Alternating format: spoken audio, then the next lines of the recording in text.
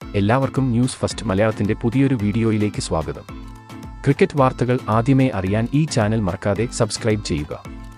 ഇംഗ്ലണ്ടിനെതിരായ 4ാം ടെസ്റ്റിലെ 3ാം ദിനമായ ഇന്നത്തെ ആദ്യ സെഷൻ ഇപ്പോൾ അവസാനിച്ചിരിക്കുകയാണ്. ഇന്ത്യയെ തകർച്ചയിൽ നിന്ന് കരകയറ്റി തിളങ്ങിയത് വിക്കറ്റ് കീപ്പർ ധ്രുവ് ജുറേലാണ്. 7 വിക്കറ്റ് നഷ്ടത്തിൽ 254 റൺസ് എന്ന നിലയിലാണ് ഇന്ത്യ ഇന്ന് ബാറ്റിംഗ് ആരംഭിച്ചത്. കുൽദീപും ജുറലും ചേർന്ന് ഇന്ത്യയ്ക്കു വേണ്ടി മികച്ച പാർട്ണർഷിപ്പ് തന്നെയാണ് കൂട്ടിച്ചേർത്തത്. എന്നാൽ 146 പന്തിൽ നിന്ന് 90 റൺസ് നേടിയാണ് ജുറേൽ പുറത്തായത്. അതേസമയം 28 റൺസെടുത്ത കുൽദീപ് യാദവിനെയാണ് ഇന്ത്യയ്ക്ക് ഇന്ന് ആദ്യം നഷ്ടമായത്.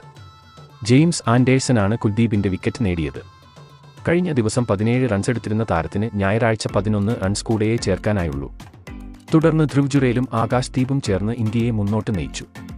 എന്നാൽ ബഷീർ ദീപിനെയും മടക്കി. 103ാം ഓവറിൽ ഇന്ത്യയ്ക്കു വേണ്ടി പൊരുതിയ ജുറേലിനെയും നഷ്ടമായതോടെ ഇന്ത്യ 307 ഓളൗട്ട് ആയി.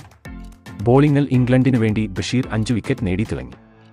ജോ റൂട്ടിന്റെ തകർപ്പൻ സെഞ്ചുറി ബലത്തിൽ ഇംഗ്ലണ്ട് 1ാം ഇന്നിംഗ്സിൽ 353 റൺസ് കണ്ടെത്തിയിരുന്നു. റോബിൻസൺ, ബെൻ ഫോക്സ്, സാക് ക്രോലി, ബെയർസ്റ്റോ എന്നിവരും ഇംഗ്ലണ്ടിനായി ഭേദപ്പെട്ട പ്രകടനം നടത്തി. 4 വിക്കറ്റുമായി രവീന്ദ്ര ജഡേജയും 3 വിക്കറ്റുമായി അരങ്ങേറ്റ താരം ആകാശ് ദീപുമാണ് ഇംഗ്ലണ്ടിന്റെ വലിയ മുന്നേറ്റത്തെ തടഞ്ഞു നിർത്തിയത്. സിരാജ് 2ഉം അശ്വിൻ 1ഉം വിക്കറ്റുകൾ നേടി. മറുപടി ബാറ്റിംഗിനിറങ്ങിയ ഇന്ത്യയ്ക്ക് ഇത്തവണയും യശസ്വി ജയ്സ്വാൾ തന്നെയാണ് രക്ഷകനായത്.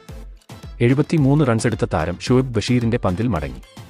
ശുഭ്മൻ ഗില്ലും അല്പം പിടിച്ചുനിന്നു. എന്തായാലും കാത്തിരിക്കാം ഇന്ത്യയുടെ ബൗളിംഗ് അറ്റാക്കിനായി.